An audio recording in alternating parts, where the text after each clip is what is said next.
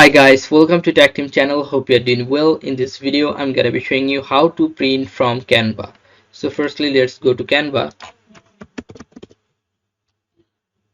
click on the first link and log into your Canva account with ID and password. After login, search that thing you want to print. I'm gonna print a poster.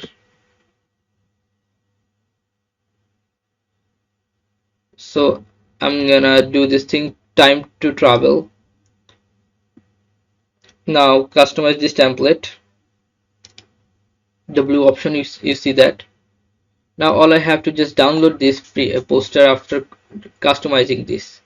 After customize, click on the top right corner share option, then scroll down and click on download, and then click on this drop down menu and you'll find here PDF print. Click on this and make this thing crop, marks and bleed. That should be checked, and go to download. After completing download, open that thing. Now you'll find here on top right corner this print option. Click on print, and then you'll find this print option here. If you click on print, your